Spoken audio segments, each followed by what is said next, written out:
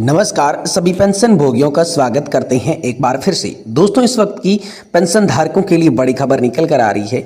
EPS 95 pension में बढ़ोतरी को लेकर आप सभी के लिए बड़ा फैसला निकल कर आया है। संसद से पेंशन धारकों को बड़ा तोहफा। ईपीएस 95 पेंशन में बढ़ोतरी पर वित्त मंत्री की ओर से आप सभी के लिए 7,500 रुपये का ऐलान हो चुका है। अब इसका भुगतान होगा। संसद से ईपीएस पेंशन बढ़ोतरी को लेकर बड़ी खबर निकल कर आ रही है। पूरे देश में जो है ईपीएस पेंशन बढ़ोतरी लागू हो सकती है।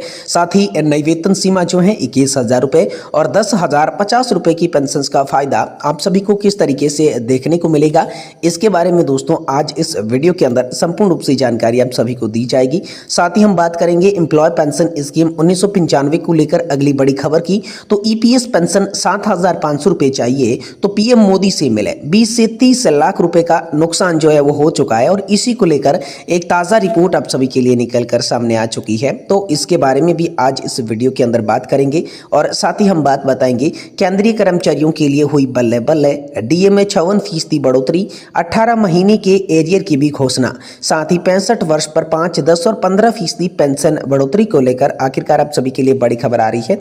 तो डीए है और साथ ही साथ एरियर को लेकर आखिरकार आप सभी के लिए क्या बड़ी खबर निकल कर आ चुकी है, इसके बारे में भी आज इस वीडियो के अंदर बात करेंगे। इसीलिए आप सभी से निवेदन करते हैं कि दोस्तों आज की इस वीडियो को आप लास्ट तक देखिएगा और साथ ही हमारे चैनल पर नए हैं तो चैनल को भी सब्सक्राइब जरूर कर दीजिएगा। तो चलिए बिना किसी देरी के संपूर्ण खबरों को आज की इस वीडियो के अंदर विस्तार से आप सभी को देने की कोशिश करते हैं। देखिए, मैं पहली बड़ी खबर की बात करूं तो ईपीएस 95 हायर पेंशन को लेकर भी बड़ी खबर है। नई वेतन सीमा जो है वो 21,000 रुपये और 10,050 रुपये की पेंशन का फायदा आखिरकार आप सभी को कैसे देखने को मिलेगा, इसको लेकर बड़ी खबर आ चुकी है। जी हाँ दोस्तों, संसद से पेंशन धारकों के लिए भी बड़ा तोहफा आया है। आखिरकार क्या पूरे देश में लागू होने वाला है? तो भारत संगठित क्षेत्र में काम करने पेंशन धारकों के लिए ईपीएस 95 एक सामाजिक सुरक्षा योजना है जिसका लक्ष्य सेवानिवृत्ति के बाद जो है आर्थिक सुरक्षा प्रदान करना है। पेंशन बढ़ोतरी की संभावना पर हम चर्चा करेंगे। यह भी देखेंगे इस योजना का लाभ किन लोगों को मिलेगा, कैसे मिलेगा।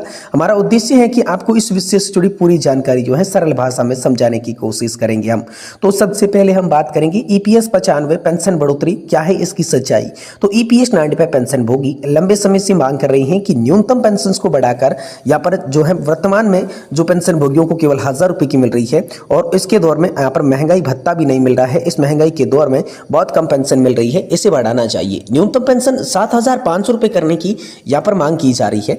ईपीएस 95 नेशनल एजुकेशन कमेटी यानी कि एनएसी ने सरकार से न्यूनतम पेंशन को बढ़ाकर 7,500 रुपये प्रतिमाह करने की मांग की और इस मुद्दे पर 10 जनवरी को भी वित्त मंत्री निर्मला सीतारमण के साथ पेंशन भोगियों के प्रतिनिधियों की बैठक हुई थी और जिन्होंने यहाँ पर जो है इस मांग को सरकार के सामने रखा था। वित्त मंत्री ने उनकी मांगों पर विचार करने का आश्वासन भी इसमें दिया था। साथ ही वेतन सीमा में वृद्धि के प्रस्ताव को लेकर बात करें तो बजट 2025 में ईपीएफ और ईपीएस 95 के तहत वेतन सीमा जो वेज लिमिट है उसको 15,000 रुपये से बढ़ाकर 21,000 रुपये करने का प्रस्ताव रखा गया है। अगर ये प्रस्ताव पारित हो जाता है तो पेंशन भोगियों की मासिक पेंशन वृद्धि हो सकती है। अब ईपीएफओ द्वारा उठाए गए कुछ कदमों की बात करें तो कर्मचारी भविष्य निधि संगठन ने हायर पेंशन के लिए आवेदन करने की ऑनलाइन सुविधा की जो शुरुआत की थी। 28 जनवरी 2025 तक ईपीएफओ ने 1,65,621 मामलों में डिमांड नोटिस जारी किए। 21,885 पेंशन भुगतान जो आदेश है वो जारी कर दिए जा चुके, यानी कि पीपीओ जारी किए गए। उच्च पेंशन के विकल्प की बात करें तो सुप्रीम कोर्ट के 4 नवंबर 2022 के फैसले के बाद कर्मचारी भविष्य निधि संगठन ने उच्च पेंशन के लिए आवेदन करने की ऑनलाइन सुविधा की शुरुआत कर दी है। इस सुविधा के तहत कर्मचारी अपने वास्तविक बेसिक सैलरी के आधार पर योगदान कर सकते हैं जिससे उनकी पेंशन की राशि जो है वो बढ़ सकती है। तो पेंशन की राशि कैसे बढ़ेगी, अब इस पेंशन की राशि की गणना कैसे की जाएगी? तो पेंशन गणना के लिए जो मुख्य सूत्र लगाया जाता है वो है पेंशन योग्य वेतन यानी कि आपकी सैलरी कितनी है और सेवा अवधि यानी कि कितने साल तक आपने कंट्रीब्यूशन किया है और उसे 70 से डिवाइड किया जाएगा। अगर वेतन सीमा 21,000 रुपये हो जाती है तो पेंशन की गणना होगी 21,000 गुणा सेवा अवधि बटे 70। उदाहरण के लिए यदि किसी भी कर्मचारी ने 35 साल तक काम किया है तो यहाँ पर आम सभी के लिए जो 21,000 गुणा 35 किया जाएगा और उसे 70 से डिवाइड किया जाएगा, तो उसकी जो पेंशन है वो 10,050 रुपए प्रति माह निकल कर आएगी। तो इस सूत्र के आधार पर वेतन सीमा बढ़ने से कर्मचारी पेंशन धारकों को यहाँ पर काफी ज्यादा फायदा जो है वो देखने को मिलेगा। ये बड़ी खबर आप सभी के लिए आ चुकी है। साथ ही एम्प्लॉय पेंशन स्कीम को लेकर अगली बड़ी खबर की बात करें तो ईपीएस 95 में 7,500 रुपए तक चाहिए तो पीएम मोदी से मिले। 20 से 30 लाख रुपए का नुकसान जो है वो हो चुका है। प्रधानमंत्री से मिलने के लिए समय ले। न्यूनतम ईपीएस पेंशन वृद्धि की बात करें, पिछले 8 साल की समस्याओं से उन्हें अवगत करवाएं। पेंशन धारकों ने कहा है कि हमें अंशदायी भविष्य निधि में खोए पैसे का ब्याज भी नहीं मिल रहा है। उन्होंने लगभग 20 से 30 लाख रुपए जो है वो खो दिए हैं। तो यहाँ पर ईपीएफओ के खिलाफ एक बार फिर से पेंशन भोगियों का गुस्सा नजर आ रहा है। केंद्र सरकार और ईपीएफओ पर पेंशनर्स भड़के हुए हैं। न्यूनतम पेंशन 7,500 रुपए की मांग की जा रही है। लगातार 8 साल से आंदोलन चल रहा है, लेकिन अब तक कोई रिजल्ट नहीं दिखा है। पूरे आंदोलन पर पेंशन भोगी क्या बोल रहे हैं, इसे हम बात करें तो यहाँ पर पेंशन भोगी मोनुकत्ता नागालैंड बाबू ने कहा है कि मेरा सुझाव है कि हमारी एनएससी नेता सीधे प्रधानमंत्री से मिलने के लिए समय लें। न्यूनतम ईपीएस पेंशन वृद्धि की बात करें, पिछले 8 वर्षों से रखी जा रही समस्याओं से अवगत करवाते हुए उनका आशीर्वाद लें। इस वर्तमान महत्वपूर्ण स्थिति में यही एकमात्र तरीका है। जरा सोचिए साहब, ये जो है आप सभी के लिए बात रखी गई। वहीं मुरलीधर ने कहा है कि वास्तव में हमें अंशदायी भविष्य निधि में खोए पैसे पर ब्याज नहीं मिल रहा है।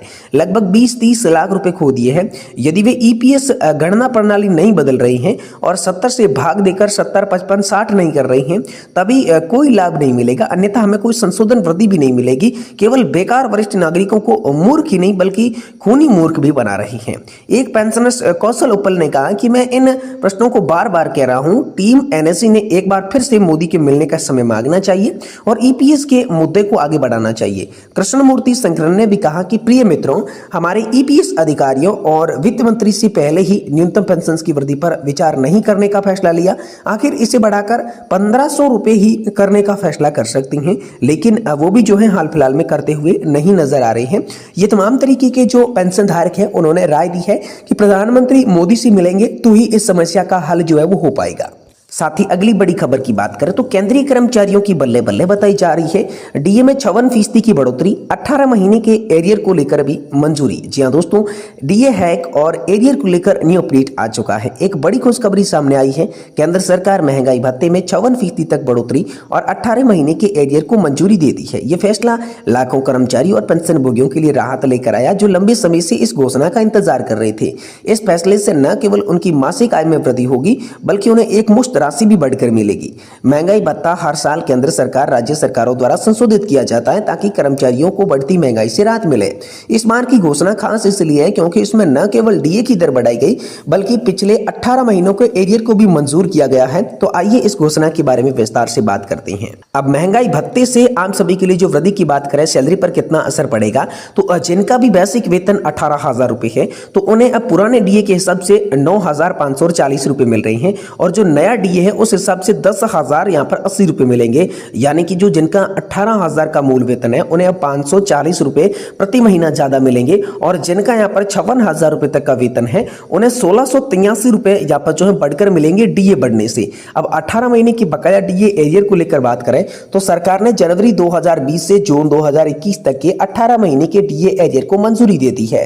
यह वह अवधि थी जो कोविड-19 महामारी के कारण डीए में बढ़ोतरी रोक दी गई थी और इस एरियर का भुगतान कर्मचारी और पेंशन भोगियों को किस्तों में किया जाएगा। अब डीए एरियर की राशि मूल वेतन और उस समय डीए पर आधारित होगी, तो उसकी गणना कैसे होगी? तो जनवरी 2020 से जून 2020 से 4% बढ़ोतरी, जुलाई 2020 से दिसंबर 2020 तक अतिरिक्त 3% की बढ़ोतरी का एरियर और जनवरी 2021 से जून 2021 तक अतिरिक्त 4% बढ़ोतरी का जो है वो एरियर आप सभी को देखने को मिलेगा।